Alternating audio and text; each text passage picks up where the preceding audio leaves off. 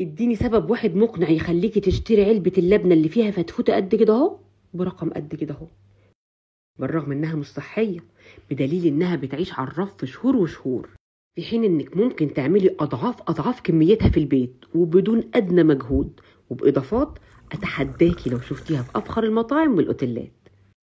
يلا بينا. 2 لتر حليب يستحسن يكون من عند اللبان او الفلاحين، عشان بتاع الشركات ينفع بس مش هيرمي معاكي كميه كبيره. دفي الحليب دفى خفيف قوي زي ببرونة البيبي المولود كده. ضيفي للحليب ده علبه زبادي صغيره بعد ما تدوبيها في شويه من الحليب اللي دفتيه. ولو كان الجو عندك برد حطي حله الحليب دي في صينيه فيها ميه سخنه عشان تسرعي عمليه التخمر. غطي الحله وحطيها في مكان دافي كام ساعه كده، هتلاقيها ربطت بالشكل اللي يجنن ده.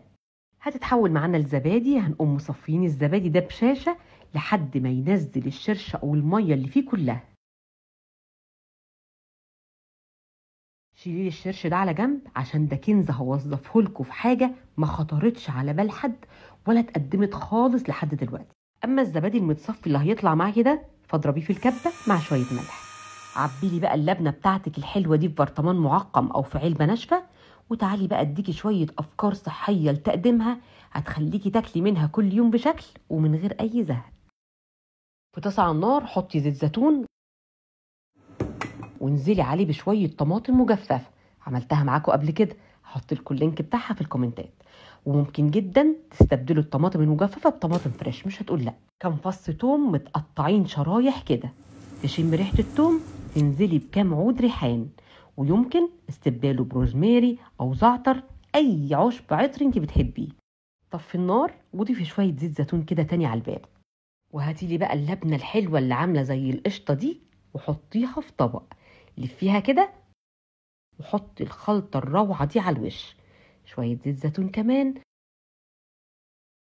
ورشة حبة البركة، وتفرجوا معايا بقى على اللوحة الفنية. وندخل على اللي بعده.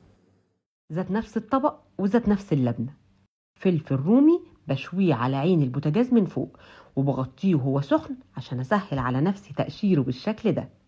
برقده بقى في زيت زيتون وتوم، وده حسب الرغبة، ممكن كمان ما تضيفيش توم خالص، مع رشة بابريكا مدخنة وحطه لي برضو على الوش. شوية زيت زيتون وجربوا معاه بقى المرة دي دقة زعتر، وبجد هتاكلوا لبنة بطعم مدخن يجنن، حاجة كده تخطف الروح والقلب مع كل لقمة. واركنيها لي على جنب، وتعالي بقى نعمل الطبق المحبب والمقرب إلى قلبي.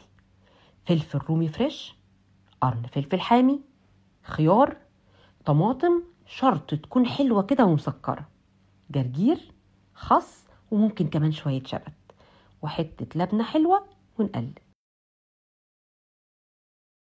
وشوفوا لي بقى جمال الألوان ولا الطعم، حاجة كده من ورا الخيال بجد. براد شاي صاج عتيق حلو كده، شريطة أن يكون الشاي والسكر مغليين منه فيه كده اهو،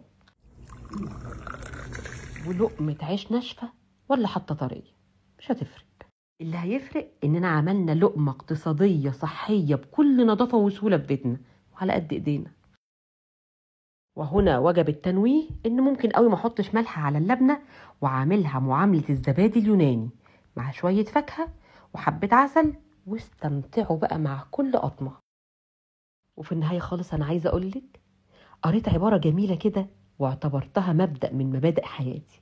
العبارة دي بتقول: لا تكن صلبا فتكسر ولا لينا فتعصر.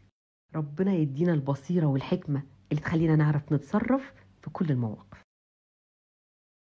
أتمنى لو الأفكار اللي قدمتها لكم عجبتكم تعملوا لي لايك وشير، وتسيبوا لي كلمة لطيفة زيكم كده في الكومنتات عشان يوصلكم مني كل جديد. أنا شيماء البهي.